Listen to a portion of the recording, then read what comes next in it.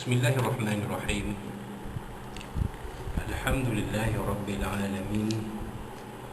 Wabihi nasta'in ala umur dunia wa din.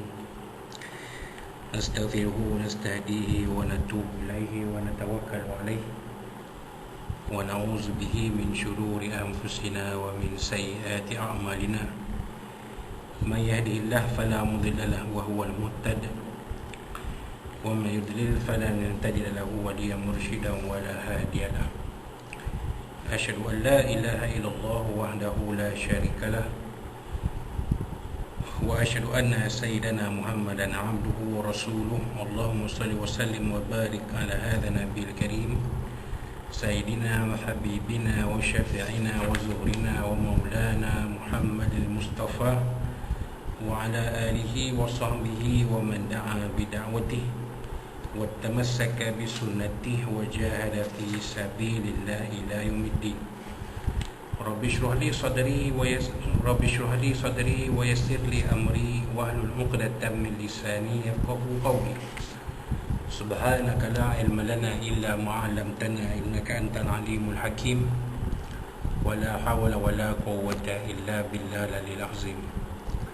اللهم افتح علينا حكمتك وانشر علينا من خزائن رحمتك يا أرحم الراحمين. اللهم أرنا الحق حقا وارزقنا اتباعه وأرنا الباطل باطلا وارزقنا اجتنابه. قال الله سبحانه وتعالى في كتابه العزيز: أعوذ بالله من الشيطان الرجيم.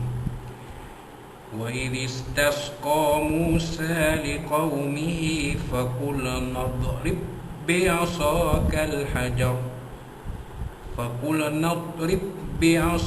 الحجر فانفجرت منه 12 عينا قد علم كل أناس مشربهم كلوا واشربوا من رزق الله ولا تعثوا في الأرض مفسدين.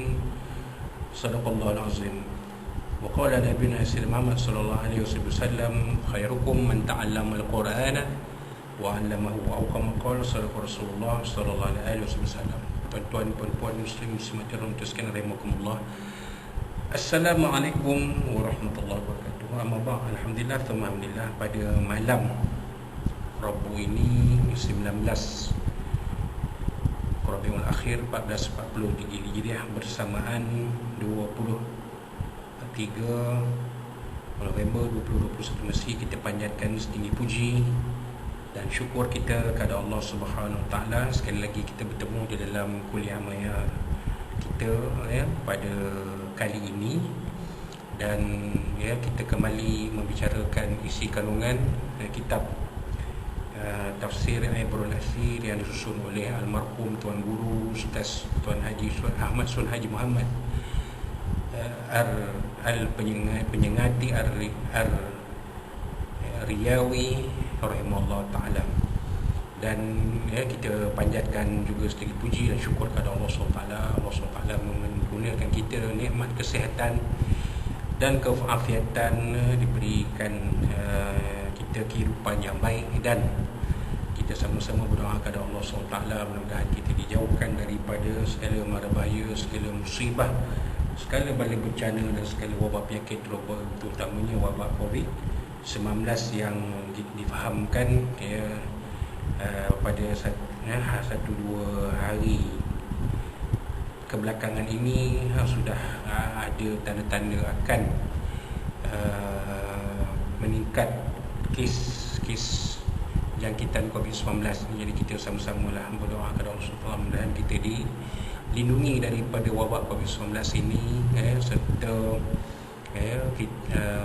diberikan kesembuhan kepada mereka yang telah dijangkiti wabak COVID-19 ini, dijauhkan daripada bahaya wabak ini dan dipermudahkan segala urusan kepada sekalian kita yang sihat dan yang dijangkiti wabak COVID-19 ini, dipermudahkan urusan mereka oleh Allah Subhanahu Wa Taala.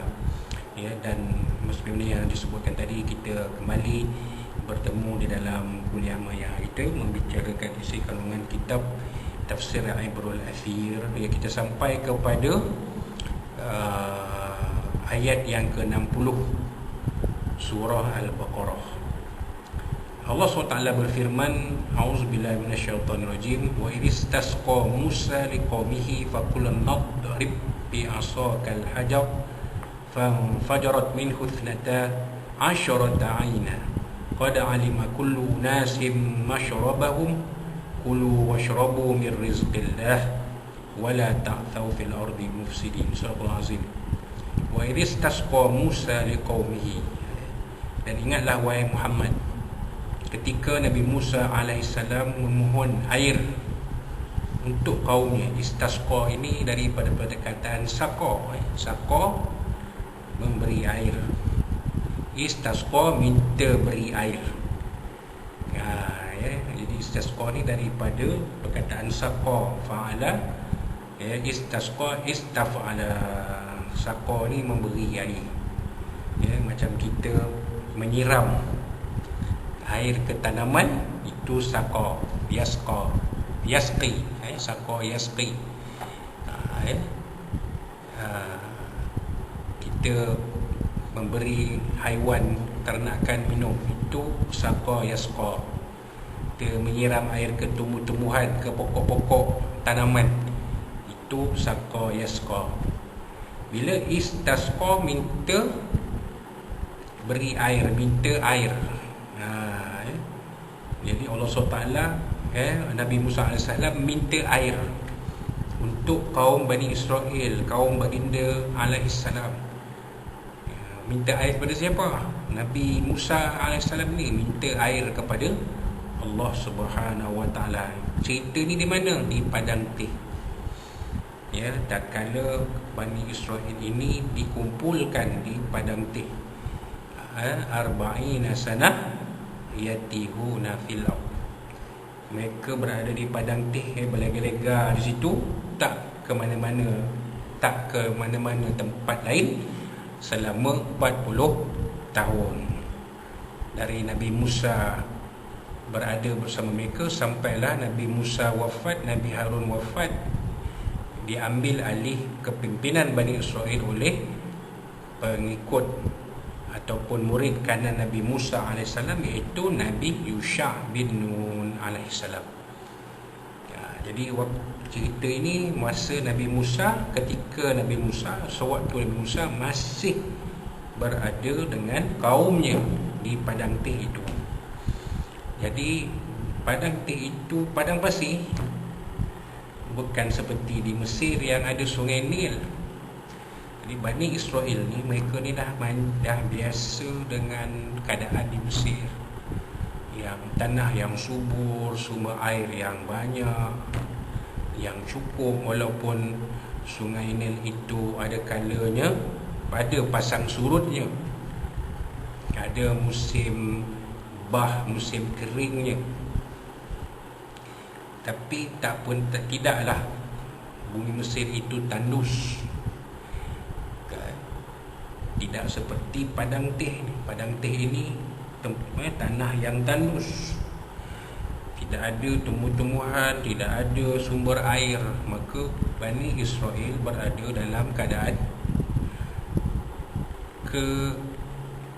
kelaparan dan kehausan.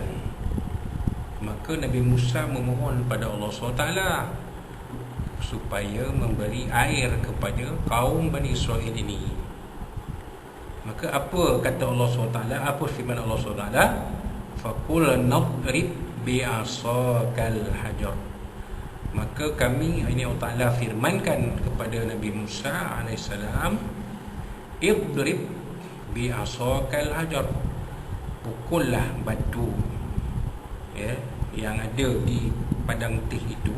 Kerana Padang Teh ini dia bukan padang pasir yang tandus, dia kawasan padang pasir yang berbatu-batu. Ada kawasan yang berbunggul-bunggul batu. Maka Allah Ta'ala firmankan kepada Nabi Musa, wahai Musa, gunakan tongkat kamu pukul batu-batu yang ada di Padang Teh ini. Kan Nabi Musa ada sebatang tongkat. Tongkat itu bila dicampak boleh jadi seekor ular. Ambil balik, pegang ular tu takkan batuk. Pegang balik ular tu jadi balik sebatang tongkat. Itu yang berlaku. Ya. Tatkala Nabi Musa berhadapan dengan ahli-ahli sihir Firaun. Ini cerita sebelum tu lagi lah. Sekarang ni cerita di Padang Teh. Firaun pun dah mati terkubur di dasar Laut Merah bersama tenteranya. Ini cerita Bani Israel dah selamat berada di sebelah timur Laut Merah, dalam perjalanan nak pergi ke bumi suci, tanah suci, Al-Ardul Muqaddasah,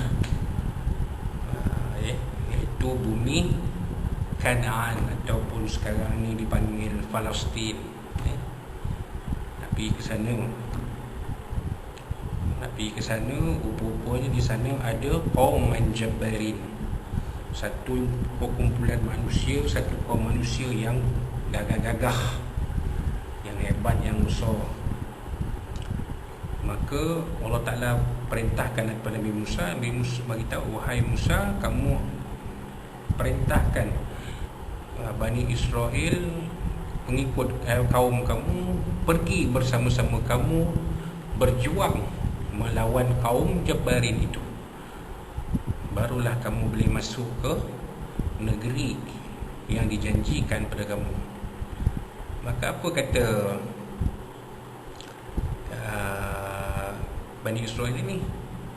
Dia kata, kamu pergilah bersama Tuhan kamu berperang di sana, kami tunggu di sini. Kalau kamu menang, baru kami akan ikut kamu dan Tuhan kamu. Dapat. Maka sebagai balasan, sebagai pengajaran untuk kaum Bani Israel yang sombong dan sombong ni, maka Allah Ta'ala jadikan Bani Israel itu tak boleh masuk ke bumi suci Kanaan itu tersadai di Padang Teh itu selama 40 tahun. Ini keadaan dia. Maka Allah Ta'ala perintahkan Nabi Musa, gunakan tongkat kamu, pukul batu-batu yang ada di Padang Teh itu. Famfajarat minhu 12 'ainah. Dengan kuasa Allah terpancarlah dari batu hajar, batu yang ada di Padang Teh itu, 12 'ainah, 12 mata air. Aina ni mata kan? Tapi aina di sini bukan mata manusia, mata air. Ainal uyunul ma', kalau bahasa kita mata air lah. Terpancar daripada batu-batu tersebut 12 mata air. Kenapa 12 mata air? Sebab Bani Israel ketika itu ada 12 suku, 12 kumpulan. Mana datang 12 kumpulan? Dari mana? Dari anak-anak Nabi Yaqub alaihissalam yang semuanya berjumlah 12. Dari situlah datangnya 12 suku atau 12 kumpulan kaum Bani Israel. 12 anak Nabi Yaqub ni ada 12. Dari situlah berkembang generasi ke generasi sampai pada zaman Nabi Musa alaihissalam ada 12 kumpulan orang-orang Bani Israel. Jadi disebut oleh Allah Ta'ala, qad alima kullu unasim mashrabahum. Sesungguhnya telah mengetahui tiap-tiap manusia akan tempat minumnya masing-masing.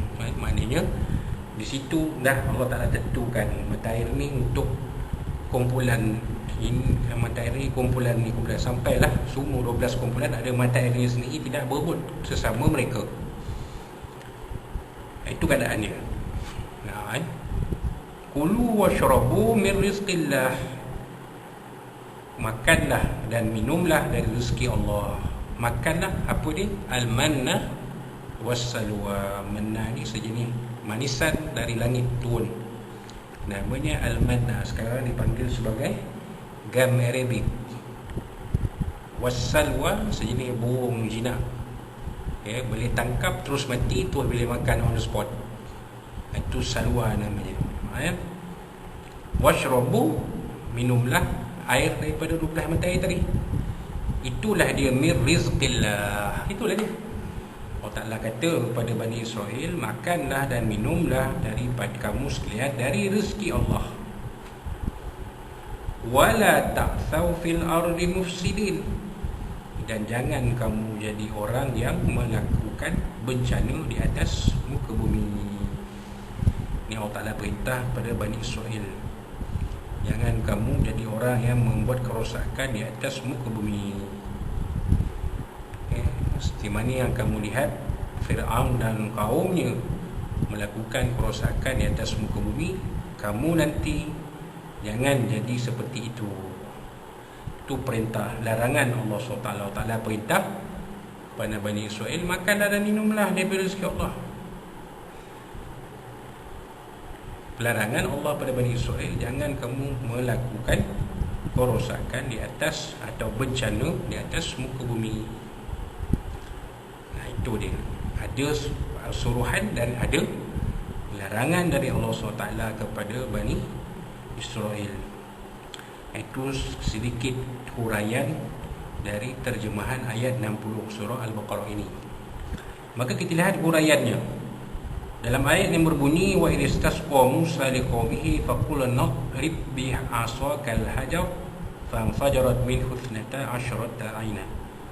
Surah Al-Azim, mafhumnya, ingatlah wahai Muhammad, ketika Musa minta air untuk kaumnya, maka berkata kami, ini Allah Ta'ala, pukullah batu itu dengan tongkat kamu, maka terpancarlah, ini keluar 12 mata air daripadanya.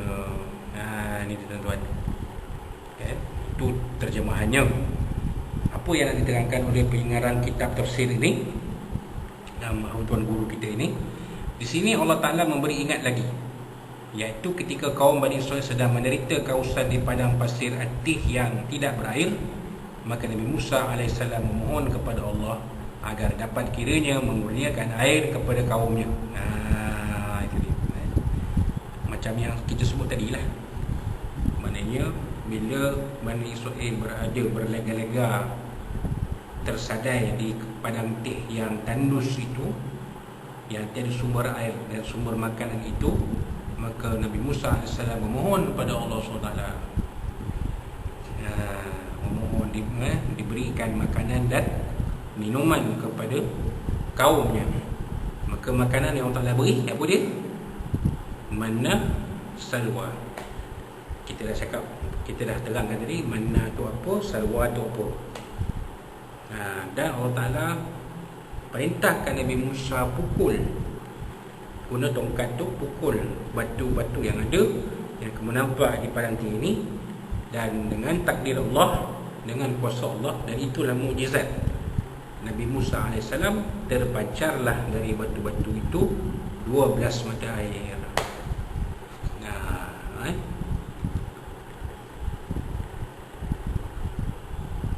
Maka Nabi Musa AS mohon kepada Allah agar dapat kiranya mengurniakan air pada kaumnya. Oleh Allah, permohonannya itu diperkenankan dengan mewahyukan kepada Nabi Musa AS supaya memukul akan batu dengan tongkatnya. Bila dipukul saja batu itu dengan tongkatnya, memancarlah 12 mata air daripadanya, mengikut 12 bilangan 12 asbab, iaitu 12 suku keturunan kaum Bani Israel yang berpangkal dari 12 orang anak Nabi Yaqub alaihissalam. Itu dia tuan-tuan. Itu sebab terpancar 12 mata air. Sebab Bani Israel ini terbahagi kepada 12 suku atau 12 kumpulan. Macam kenapa 12? Sebab anak Nabi Yaqub itu ada 12. Daripada anak Nabi Yaqub ni melahirkan keturunan-keturunan sampai ke cucunya, cicitnya, piutnya, sampailah kepada generasi yang di bawah tu, sampai pada zaman Nabi Musa AS dah ramai, dikatakan berpuluh ribu. Jadi dah bila berpuluh ribu tu, dah tentulah satu-satu kaum suku itu mungkin berbelas-belas ribu, kan? Jadi perlu sumber air yang cukup untuk setiap suku Bani Israel ni. Maka Allah Ta'ala perintahkan Nabi Musa pukul batu di pantai itu dengan tongkat baginda, maka terpancarlah 12 mata air yang cukup untuk minuman suku-suku Bani Israel ini. Dan cukup. Itu mukjizat Nabi Musa AS yang kita tak heran pun pada Nabi kita Sayyidina Muhammad SAW, apabila terpancar air daripada celah jari baginda, air itu cukup untuk minuman para sahabat radhiyallahu anhum. Apabila Nabi menerima satu makan satu, kita kata setalam makanan, diajak para sahabat makan bersama baginda, makanan itu cukup untuk sahabat-sahabat yang ikut makan sekali, walau seramai mana pun. Katalah ikut makan tu 50 orang, cukup untuk 50 orang. Walaupun kalau kita tengok logik, setalam makanan mana cukup untuk 50 orang? Paling kuat pun 4 orang. Kalau tuan-tuan tengok masyarakat Jawa, mereka buat nasi ambeng, kerat 4 nasi. Nasi tu buat balik ke 4 tu, nasi 1/4 nasi tu untuk makan seisi keluarga berapa? Baru 4 orang. 4 kali 4, 16 orang. Tu yang maksimum nama ataupun 20 orang.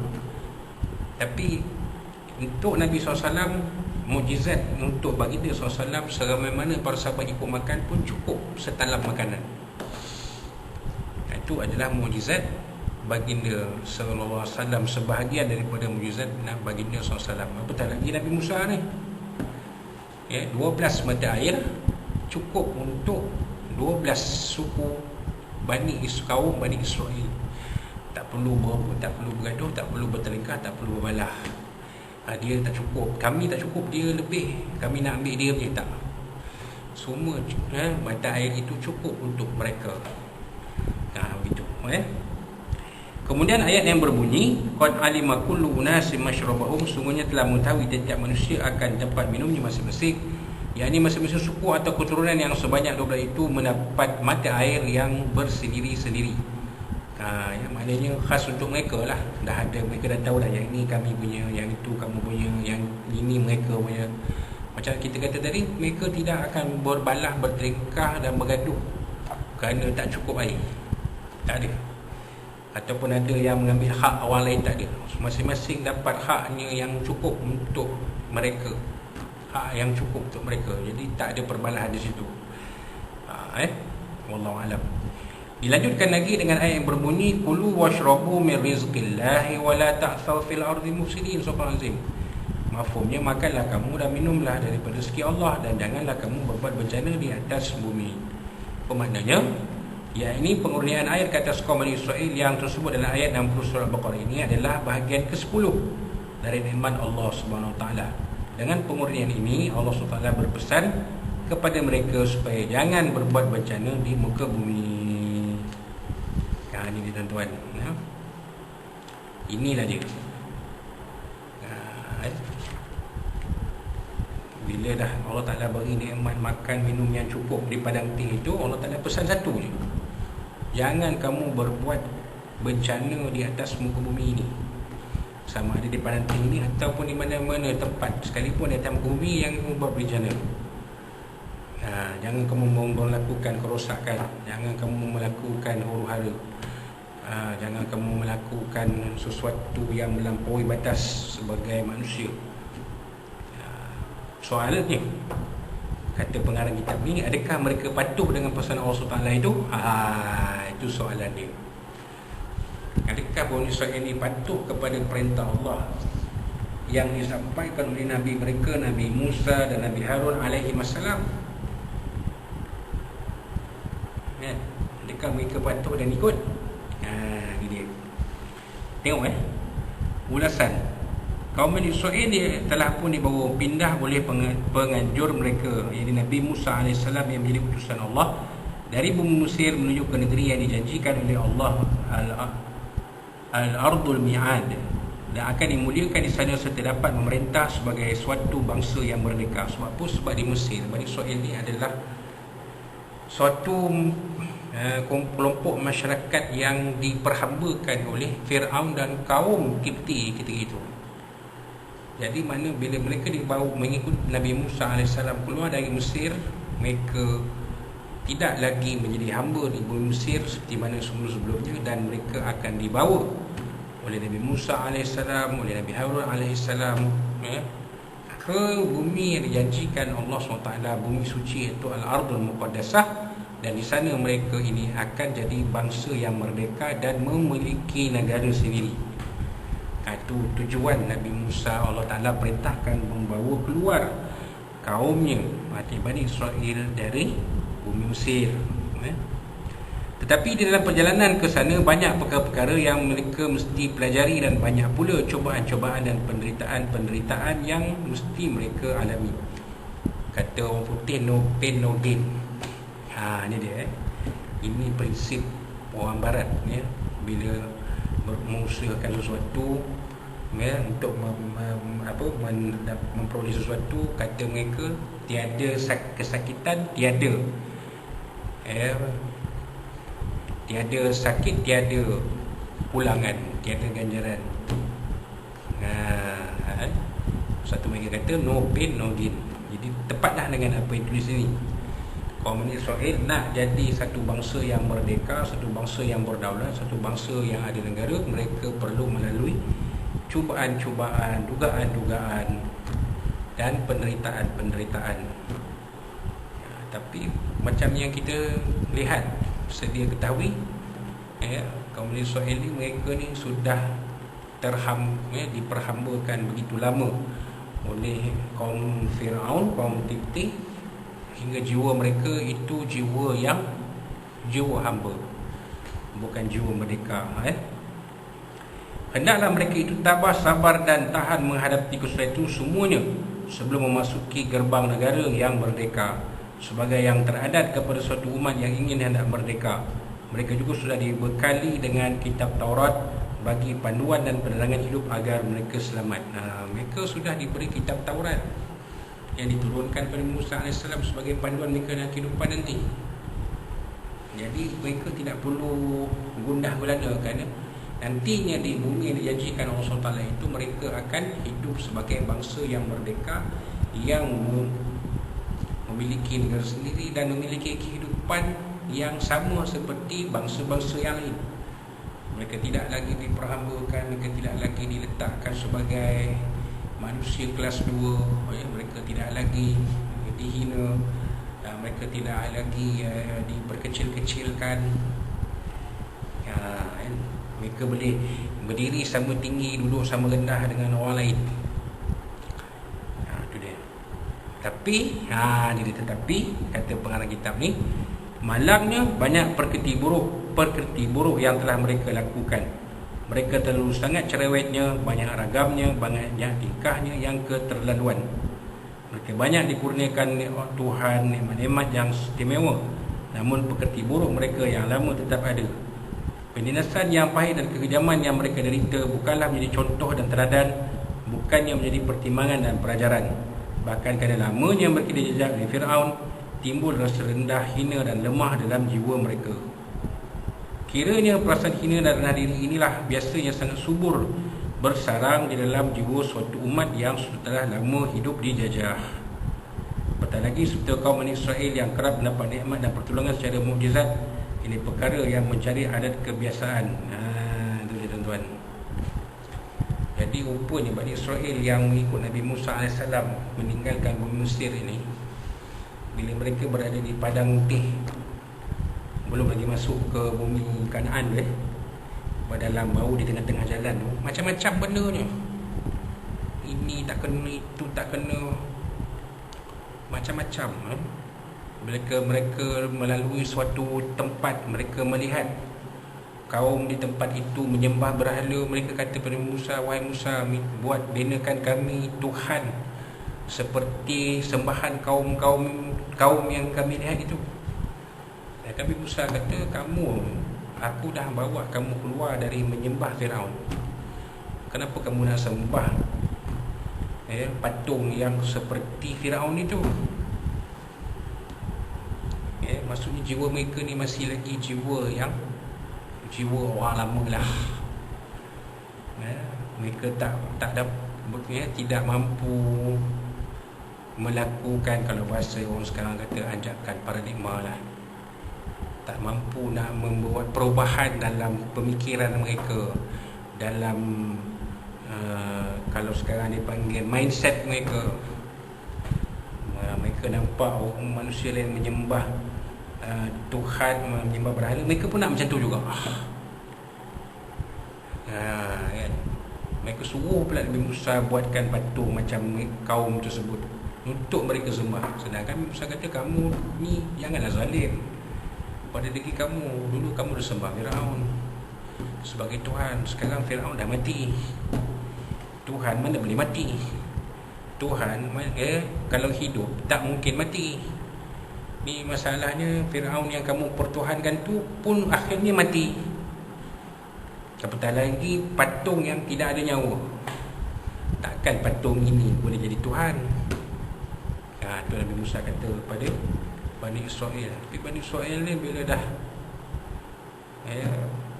terlalu lama mereka diperhamba di dalam negara Mesir oleh Firaun dan kerajaannya, maka itulah pemikiran mereka disebut oleh pengarang kitab ini, dan juga kita terangkan.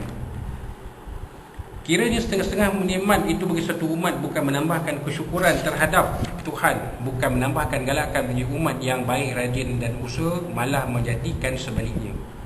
Nikmat yang Allah Ta'ala beri ini bukan menjadikan Bani Israel itu lebih kuat, lebih kental, tapi jadi lebih lembik, lebih tak bermaya dan banyak pula kerenahan. Dan ini menimbulkan masalah kepada Nabi Musa dan Nabi Harun alaihi wassalam.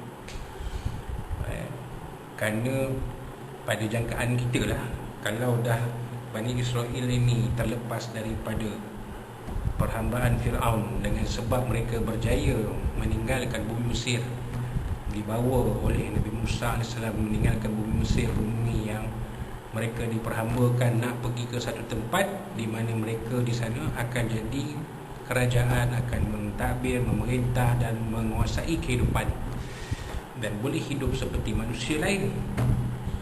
Tapi apa yang berlaku bila mereka keluar daripada negara Mesir, mereka jadi lebih teruk lagi apabila diberi nikmat-nikmat oleh Allah Subhanahu Wa Taala. Okay? Memanglah setengah-setengah nikmat-nikmat itu bagi setengah umat pula yang merupakan misalan negeri yang subur, makmur, setiap dicampak saja bibit atau benih akan tumbuh. Dengan suburnya umat ini telah dipermanja oleh alam sekeliling hingga ia terlalai untuk bekerja lebih giat, tetapi beragam dan bertingkah yang lebih banyak. Jadi memanglah kalau tengok setengah negara yang makmur dengan sumber alam ni, masyarakatnya jadi masyarakat yang lempan. Kalau kata orang tua ni banyak lemak, kan? Banyak lemak sangat ni tu yang manja, tak nak berusaha. Tanah-tanah dibiarkan terbiar, tidak diusahakan, tidak disuburkan dengan tanaman-tanaman. Akhir-akhir sekali orang lain pula yang berbakti kepada tanah. Orang di situ tanah berbakti kepada tanah. Orang lain pula yang berbakti kepada tanah. Akhirnya orang lain yang meraih hasilnya. Kita cuma makan, sewa je. Penyudahnya sekali nanti orang yang mengusahakan tanah untuk tanam ni, dia dah duit banyak, dia akan beli tanah yang diusahakan itu untuk jadi milik dia. Akhirnya kita terlepas kan? Tanah yang asalnya milik kita. Dan ini berlaku di tempat kita, di negeri kita, di negara kita. Apa sebab kita dah dimanjakan, terlalu manja hingga banyak kerenah, terlalu banyak diberi kemudahan sehingga kita jadi banyak lemak, banyak kerenah, banyak lemak, banyak komplain, tak nak berusaha, banyak berpeluh tubuh. Akhirnya apa yang berlaku, akhir-akhir sekali kita khawatir tanah-tanah di sekitar kita semua akan dikuasai oleh orang luar. Waktu itu kita merempat di tanah air kita sendiri. Itu yang kita khawatirkan. Dan ini boleh berlaku bukan saja pada Bani Israel, tapi pada kita Bani Melayu ataupun orang Muslim Melayu boleh berlaku benda ni. Jadi kita perlu ada kesedaran supaya kita tidak jadi seperti kaum Bani Israel ini. Inilah misalan kaum Bani Israel yang diceritakan oleh Allah SWT. Misalan disebutkan dalam Al-Quran berulang-ulang untuk dijadikan contoh dan tauladan bagi umat yang lain sesudah mereka. Tuhan tiada membuat misalan yang kosong dan sia-sia. Tuhan bermaksud nak mendidik, hendak menanam semangat, kesedaran, keinsafan dan berbakti. Sebagai satu umat yang sudah padam dan juga satu bangsa yang sudah mati dapat dinyalakan dan dapat dihidupkan dengan cara memberi didikan cerita sejarah. Maka itulah sebabnya Tuhan mengulang cerita sejarah di dalam Al-Quran. Jadi tujuan Allah Ta'ala menceritakan kisah Bani Israel ini untuk menjadi tauladan, menjadi pengajaran untuk kita umat Islam supaya tidak jadi seperti kaum Bani Israel. Lepas tu kisah Bani Israel ini diulang-ulang dalam Al-Quran.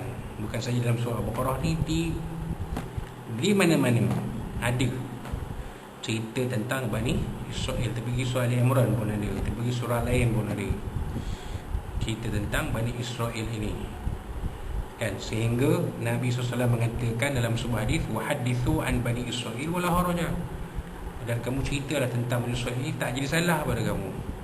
Ceritalah apa yang negatif dalam Bani Israel ini, kamu ceritalah, kongsilah supaya diambil pengajaran oleh umat Islam supaya tidak jadi seperti mana Bani Israel ini. Jadi itu dia, kita sampai kepada perenggan dalam Puswat 98 ini. InsyaAllah pada kuliah kita yang seterusnya kita akan sambung daripada Puswat 98 ini dari perenggan yang berikutnya.